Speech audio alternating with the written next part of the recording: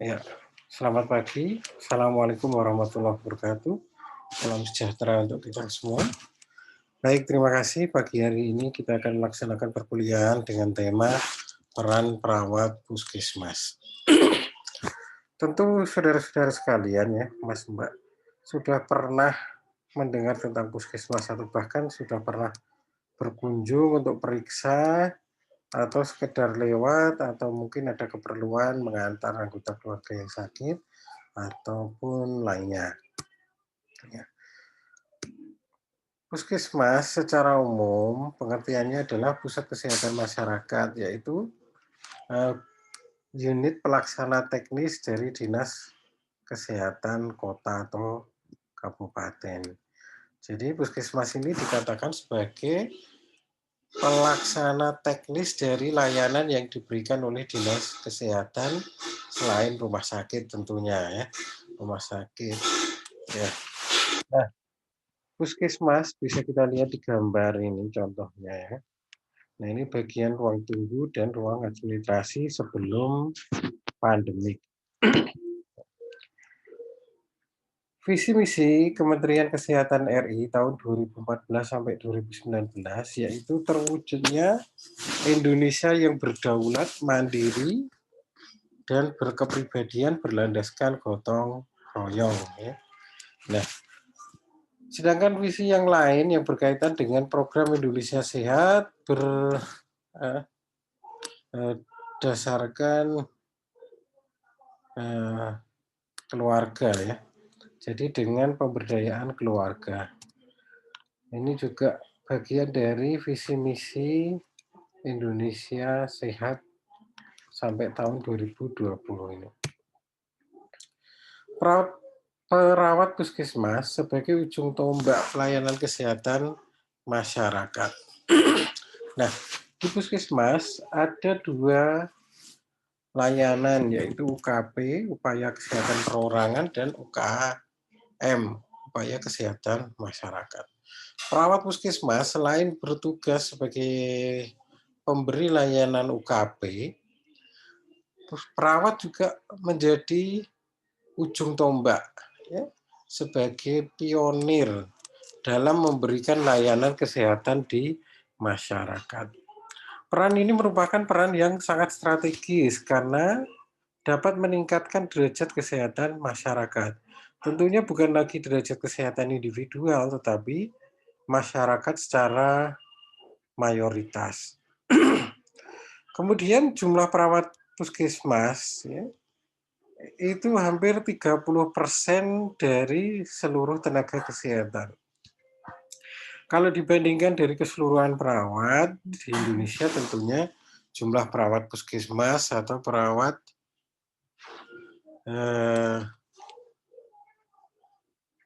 perawat secara keseluruhan ya, perawat puskesmas atau perawat komunitas ini termasuk ukurannya kecil ya.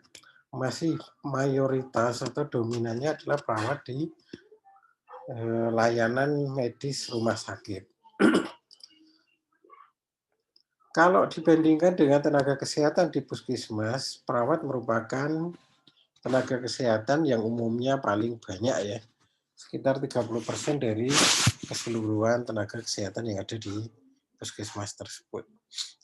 Perawat puskesmas bertanggung jawab terhadap upaya peningkatan kesehatan masyarakat, pencegahan penyakit tanpa mengabaikan upaya kuratif dan rehabilitatif di wilayah kerjanya, ya, baik di dalam gedung maupun di luar gedung. Nah, di sini perawat memiliki tanggung jawab sebagai pelaksana. Pelaksana apa? Satu, pelaksana dalam upaya untuk peningkatan kesehatan masyarakat dengan berbagai macam promosi kesehatan tentunya. Ya. Kemudian melakukan upaya preventif. Selain promotif, perawat juga menjadi bagian dari upaya preventif untuk mencegah penyakit. Ya. Penyakit tanpa mengabaikan upaya kuratif dan rehabilitatif. Memang untuk saat ini dilemanya ya kalau di puskesmas, apalagi ada puskesmas rawat inap. Di satu sisi ujung tombak layanan puskesmas itu diarahkan ke promotif preventif. Tetapi di sisi lain, puskesmas juga dibebani kewajiban menjadi puskesmas rawat inap yang seolah-olah rumah sakit kecil, ya, rumah sakit kecil karena harus memberikan layanan rawat inap 24 jam. Nah, tenaga kesehatan termasuk di dalamnya perawat menjadi kelebihan beban ya, kelebihan beban sehingga pelaksanaan layanan kesehatan masyarakatnya yang tadinya menjadi ujung tombak itu menjadi terkendala.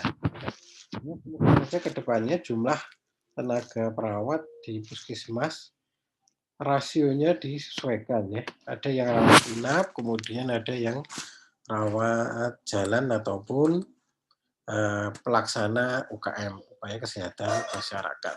Sehingga apa? Sehingga upaya promotif dan preventif itu dapat menjadi ujung tombak layanan puskesmas. Perawat di puskesmas ya, bisa didefinisikan sebagai semua tenaga lulusan pendidikan keperawatan yang diberi tugas atau tanggung jawab, wewenang dan hak penuh oleh pejabat yang berwenang untuk melaksanakan layanan keperawatan kepada masyarakat di wilayah puskesmas tersebut. Ya. Jadi di sini semua tenaga kesehatan dari pendidikan keperawatan. Tentunya untuk saat ini sudah jenjangnya ya, diploma sampai doktor, ya itu untuk keperawatan. Nah, diberi apa? Diberi tugas sebagai perawat ya. Tanggung jawab, wewenang dan hak penuh oleh pejabat ya, dengan surat tugas tentunya pengangkatan sebagai perawat puskesmas untuk melaksanakan layanan keperawatan di masyarakat di wilayah kerja puskesmas. Ya. Boleh tidak di luar ya, kalau bersedia capek ya. Atau kalau di luar wilayah puskesmas tentunya Anda bisa dengan praktek mandiri. Tapi kalau Anda surat tugas atau pengangkatan sebagai PNS ataupun pegawai BLUD ya, Badan Layanan Umum Daerah ya, maka Anda akan ditugaskan ke puskesmas tertentu. Nah, Anda menjalankan tugas wewenang tentang layanan keperawatan di wilayah puskesmas tersebut, maka itulah yang dinamakan perawat puskesmas. Sebagai perawat puskesmas, ya, siapa yang menjadi sasaran untuk mendapatkan pelayanan? Ya, itu ada individu, keluarga, kelompok, dan masyarakat. Nah, sasaran individu adalah sasaran baik UKP, ya, upaya kesehatan perorangan di indoor puskesmas maupun di outdoor. Nah, kalau di indoor, layanan individu ini bisa dilakukan di balai pengobatan, ya, kemudian di KIA, KB, maupun di UGD. Ya, hampir semua poli atau layanan di indoor puskesmas itu layanan individual. Sedangkan individual yang ada di luar atau di luar gedung, yaitu dengan cara home visit ataupun home care. Ya. Home visit ya, sudah dijelaskan di pertemuan yang lain, bahwa home visit adalah kunjungan dalam rangka untuk mendapatkan data maupun memberikan layanan yang satu kali jalan. Ya. Lebih ke perawatan jalan. Sedangkan home care itu layanan yang diberikan untuk jangka panjang. Contohnya perawatan stroke, diabetes, ya, luka diabetes, itu membutuhkan berkali-kali datang. Nah, itu termasuk home care. Sedangkan kalau hanya datang untuk menggali data atau memberikan penyuluhan sekali, itu namanya home visit. Kemudian sasaran yang kedua adalah keluarga. Keluarga tentunya keluarga yang ada di rumah. Ya. Bisa dengan pasien yang ada masalah kesehatan maupun yang risiko tinggi. Ya. Kemudian kelompok adalah kumpulan beberapa orang dengan karakteristik yang sama. Ya. Contohnya kalau di masyarakat itu ada remaja, ya, kemudian kelompok ibu hamil, anak balita, ataupun kelompok lansia. Ya. Ini contoh-contoh kelompok dengan karakteristik yang sama. Ini dijadikan sasaran layanan, ya. Dan yang paling luas adalah masyarakat. Ini juga menjadi sasaran perawat di puskesmas. Tentunya masyarakat yang ada di wilayah kerja puskesmas. Kemudian kualifikasi pendidikan dari perawat puskesmas itu minimal diploma 3. Nah, ini konsep dari peran perawat puskesmas ya. Secara model gambarnya seperti ini. Di paling tengah sentral itu adalah klien atau pasien. Kemudian ada lingkaran pertama yang di tengah, yang lingkarannya adalah lingkaran tanpa putus-putus. Itu peran minimal perawat puskesmas.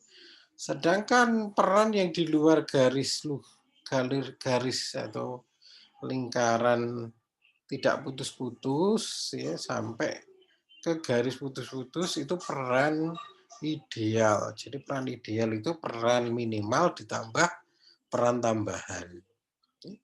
Di sini bisa kita lihat ya, peran minimal perawat puskesmas itu ada 6. Role model, pelaksana konseling, penemu kasus, pemberi layanan,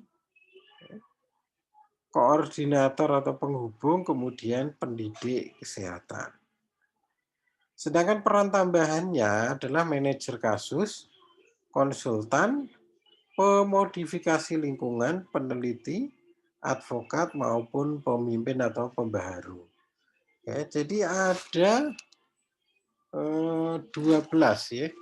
12 peran ideal dari perawat puskesmas. Sedangkan peran minimalnya ada 6. Nah, ini 6 peran, ya, 6 peran minimal tadi, beserta fungsinya. Ya. Yang pertama adalah pemberi layanan keperawatan atau direct care atau intervensi profesional. Ya.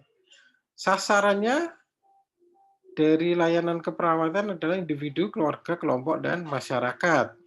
Tindakannya berupa asuhan keperawatan, baik direct care, ya, yang sifatnya parsial, ya, maupun yang sifatnya holistik komprehensif. Ya. Jadi parsial itu maksudnya kita datang, kalau misalkan home care, hanya memberikan layanan sesuai yang dibutuhkan. Ya. Jadi perawatan luka ya merawat lukanya selesai. Ya. Tetapi kalau komprehensif holistik, tentunya kita mengkaji secara detail. Ya. Selain merawat luka, bisa jadi ya orang-orang dengan diabetes tersebut ya ada permasalahan secara psikologis ya, sosial, itu juga harus diperhatikan. Ini namanya komprehensif holistik.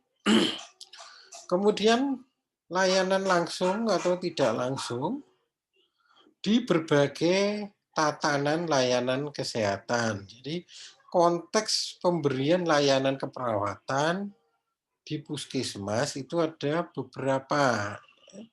Yang pertama di indoornya puskesmas. Antara lain di rawat inap. Kalau rawat inap puskesmas jelas ya. Jadi memberikan layanan keperawatan bagi pasien-pasien yang menjalani rawat inap di puskesmas tersebut. Kemudian di instalasi gawat darurat ya, memberikan layanan keperawatan bagi pasien-pasien yang mengalami masalah kegawat daruratan seperti asma, KLL, ya, kemudian kejang, ini bisa dilayani di IGD. Kemudian ada puskesmas keliling ya. Jadi tenaga kesehatan dari puskesmas itu mendatangi suatu kegiatan di masyarakat, ya, atau membuka layanan dengan berkunjung langsung di masyarakat, kemudian masyarakat berbondong-bondong untuk datang ke puskesmas keliling. Kemudian juga ada pustu, ya, puskesmas pembantu.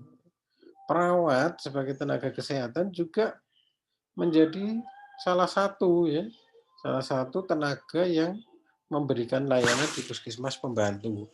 Puskesmas pembantu itu ya bentuknya seperti bangunan atau gedung juga, seperti puskesmas, tetapi untuk menjangkau wilayah-wilayah yang jangkauan ke puskesmasnya jauh, jaraknya jauh, ya, sehingga dibangunlah puskesmas pembantu atau pustu.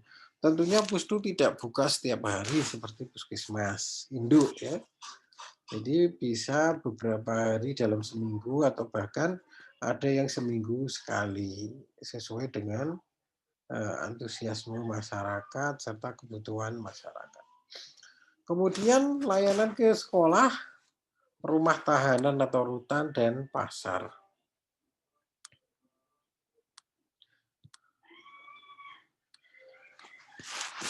Peran yang kedua yaitu peran penemu kasus atau case finding. Perawat di puskesmas itu juga punya peran yang sangat penting, yaitu sebagai penemu kasus. Penemu kasus di sini berupa melakukan tindakan deteksi, kemudian melakukan penemuan kasus. Tentunya ada upaya yang tidak disengaja ataupun yang memang diprogramkan. Yang tidak disengaja misalnya perawat sedang melakukan layanan di poli, ya. Kemudian menemukan kasus TBC. TBC datang ke puskesmas, dilihat rekam catatan, ya, catatan medisnya, ternyata ini baru terdeteksi pertama, ya. Nah, tentunya anggota keluarga belum tentu sudah tercatat, ya. Nah, maka ini menjadi penemu kasus dengan cara menelusuri, ya, ke rumah pasien untuk mengetahui status apakah anggota keluarga yang lain tertular atau menulari. Nah, ini dengan cara home visit, ya. Dari situ akan diketahui, ya, ditemukan anggota keluarga yang tertular, ya, positif TBC, ataupun justru yang lebih dulu yaitu sebagai penular TBC. Kemudian melakukan penelusuran terjadinya penyakit, ya, sudah dijelaskan, serta bentuk aktif or passive case finding tadi, ya. Aktif itu berarti dengan sengaja melakukan screening. Kalau pasif tadi sedang memberikan layanan, kemudian ada kasus baru yang datang. Ini namanya pasif case. Sedangkan aktif tadi dengan cara proaktif melakukan penelusuran dengan cara screening ke masyarakat atau anggota keluarga yang sudah salah satu keluarganya sudah terdeteksi masalah kesehatan.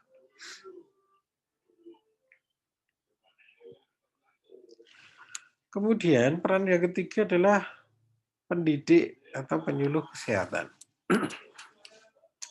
Perawat harus bisa mengkaji kebutuhan klien terhadap pengetahuan, ya. Apakah pasien sudah mengetahui atau belum mengetahui terhadap suatu masalah kesehatan dan tata cara penata laksanaannya, ya. Jika belum, ya, atau sudah tahu tapi tidak efektif, maka dilakukan pendidikan kesehatan, ya. Dengan cara apa? Mengajarkan, ya. Mengajarkan upaya promotif, preventif, kuratif, dan rehabilitatif pada sasaran, baik individu, keluarga, kelompok, ataupun di masyarakat. Kemudian menyusun program penyuluhan, ya. Penyuluhan secara rutin terhadap individu atau keluarga atau kelompok atau masyarakat. Peran berikutnya adalah sebagai koordinator. Koordinator di sini dimaksud adalah kolaborator, ya, kolaborasi atau penghubung dengan tenaga kesehatan lain sehingga klien itu bisa mendapatkan layanan dari semua tenaga kesehatan sesuai kebutuhan saat itu atau saat ini, ya. Nah, sebagai koordinator, perawat melakukan koordinasi terhadap semua layanan kesehatan yang diterima klien. Contohnya, klien demam sudah lewat 3 hari, ya, tapi tidak turun-turun, ya, maka membutuhkan layanan laboratorium untuk pengecekan darah. Nah, maka perawat harus melakukan koordinasi dengan laboratorium, ya, untuk memberikan layanan kepada pasien yang mengalami febris tersebut. Melakukan kolaborasi dengan petugas kesehatan lain tadi dalam rangka untuk memberikan layanan kepada pasien sesuai kondisi sebagai penghubung lintas sektor, ya. Perawat juga bisa sebagai penghubung lintas sektor. Maksudnya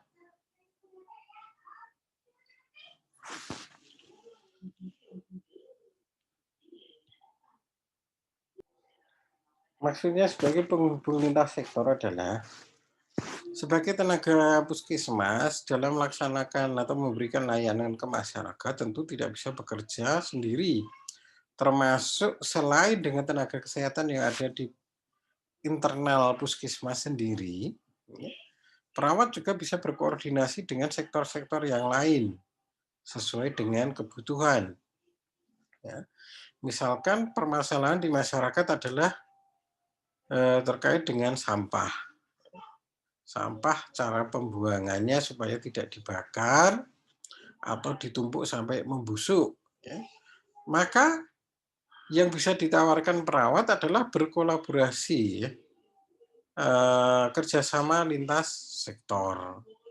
Mana dinas terkait yang berhubungan atau yang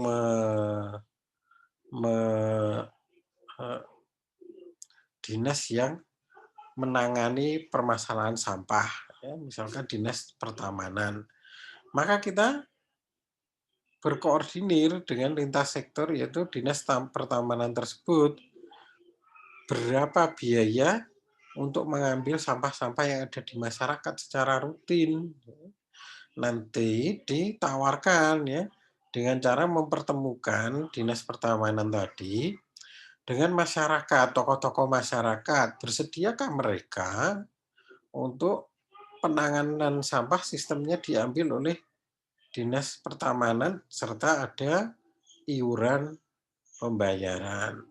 Nah, ini contoh sebagai penghubung lintas sektor karena perawat yang punya link atau puskesmas yang punya channel ke dinas pertamanan. Kemudian peran berikutnya adalah pelaksana konseling. Ya. Perawat harus bisa punya keahlian tentang konseling. Konseling berbeda dengan pendidikan kesehatan, ya. Di konseling, ya, output yang diharapkan adalah adanya pemecahan masalah. Sedangkan di pendidikan kesehatan lebih cenderung ke peningkatan pengetahuan, ya. Sehingga outputnya berbeda di sini. Nah, untuk konseling tentunya perawat butuh keahlian karena ini perlu kemampuan dari perawat untuk menggali permasalahan, kemudian upaya yang sudah dilakukan oleh klien tersebut, serta pemecahan masalah yang ditawarkan. Tentunya klien akan memilih sendiri sesuai dengan kemampuan. Nah, ini di konseling. Ya. Konseling itu lebih ke kelompok kecil, ya, bisa 2 orang, 3 orang, atau yang paling umum adalah private, ya, tatap muka 2 orang, ya. Jadi satu konselornya, satu orang yang sedang membutuhkan layanan konseling. Dilakukan di semua fasilitas pelayanan kesehatan, ya. Di poli-poli, di pustu itu juga bisa dilakukan konseling, ya. Kelompok kecil tadi bisa 2 orang atau bisa 3 orang, yaitu pasangan, ya. Misalkan calon pengantin, ya, laki-laki perempuan hendak melangsungkan pernikahan, maka bisa diberikan konseling, ya, mereka berdua, tidak sendiri-sendiri, ya, tapi sekaligus. Misalkan seperti itu. Ada yang sedang memprogramkan untuk konseling memiliki anak, perencanaan memiliki anak. Nah, itu juga bisa berpasangan. Melibatkan individu, keluarga, atau tokoh masyarakat. Berikutnya role model, ya, sebagai panutan. Tentunya perawat sebagai contoh dalam pelaksanaan PHBS, perilaku hidup bersih sehat. Ya. Jadi perawatnya tidak boleh buang sampah sembarangan, merokok, ya, ataupun contoh-contoh yang jelek. Kemudian punya kemampuan komunikasi yang terapeutik. Ya. Jadi komunikasi yang memiliki efek kebaikan atau penyembuhan ke pasien. Jangan berkata-kata yang tajam apalagi menyakiti. Kemudian menerapkan kode etik, ya, selama menjalankan kewajiban layanan keperawatan, maka perawat wajib menerapkan kode etik keperawatan. Itu tadi 6 fungsi pokok atau fungsi minimal dari perawat puskesmas. Selanjutnya adalah 6 peran dan fungsi tambahan. Peran tambahan yang pertama yaitu pemodifikasi lingkungan. Perawat bekerja sama dengan berbagai pihak untuk menciptakan lingkungan yang bersih dan sehat di masyarakat. Tentunya ini membutuhkan kerja keras, ya, karena modifikasi lingkungan membutuhkan konteks yang luas, yaitu lingkungan yang ada di masyarakat supaya lingkungan yang tadinya tidak sehat atau tidak bersih menjadi lingkungan yang bersih dan sehat. Kemudian sebagai konsultan, ya, memberikan konsultan atau nasihat profesional, pelayanan dan informasi kepada klien dan keluarga untuk memecahkan masalah kesehatannya. Memberikan advokasi atau sebagai advokat, yaitu memberdayakan masyarakat, ya, merencanakan pelayanan kesehatan untuk klien yang tidak mampu untuk menjangkau Fasiankes, ya. Jadi memberikan bantuan, ya, bantuan upaya supaya klien yang jauh dari Fasiankes itu dapat terjangkau. Ini namanya advokasi. Serta membantu klien dan keluarga dalam pengambilan keputusan. Kemudian manajer kasus, yaitu melakukan koordinasi antar kegiatan, kemudian melakukan supervisi kesehatan ke masyarakat. Ini bentuk dari manajer kasus. Sebagai peneliti, yaitu perawat mengidentifikasi berbagai permasalahan yang ditemukan, kemudian mencari solusi melalui penyelidikan. Ya. Dalam artian di sini adalah meneliti, ya. Nah, perawat-perawat yang bekerja di puskesmas itu juga diupayakan untuk meneliti karena penelitian dari perawat tersebut bisa digunakan untuk kenaikan jabatan fungsional, ya, atau kenaikan pangkat. Memanfaatkan hasil penelitian untuk meningkatkan mutu layanan. Peran tambahan berikutnya pemimpin atau pembaharu, yaitu membagi informasi yang terkait dengan promosi kesehatan. Jadi memberikan informasi kepada masyarakat terkait dengan promosi kesehatan, serta memimpin tim pemberi layanan. Ya. Jika ada anggota tim, maka sebagai pemimpin. Contohnya di dalam implementasi Perkesmas ada programmer, ya, penanggung jawab Perkesmas di tingkat puskesmas. Maka yang sebagai programmer atau leadernya ini sebagai pemimpin, karena di bawahnya ada timnya, baik oleh sesama perawat atau maupun tenaga kesehatan lainnya yang ikut terlibat di dalam kegiatan Perkesmas. Nah, tanggung jawab perawat puskesmas tentu mengikuti dengan tanggung jawab puskesmas. Puskesmas sebagai pusat penggerak pembangunan berwawasan kesehatan, yaitu puskesmas mengidentifikasi faktor-faktor risiko kesehatan dan kemungkinan masalah kesehatan yang timbul akibat pembangunan yang ada di wilayah tersebut. Contohnya, ya, ada suatu perusahaan yang akan membangun pabrik.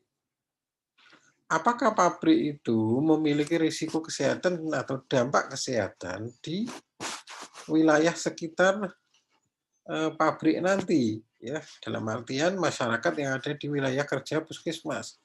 Kalau memiliki dampak, apakah bisa dikendalikan? Ya? Nah, ini menjadi tanggung jawab puskesmas untuk mengendalikan, ya, maksudnya memberikan rekomendasi atau tidak ke dinas perizinan terkait dengan pembangunan industri tersebut. Ya.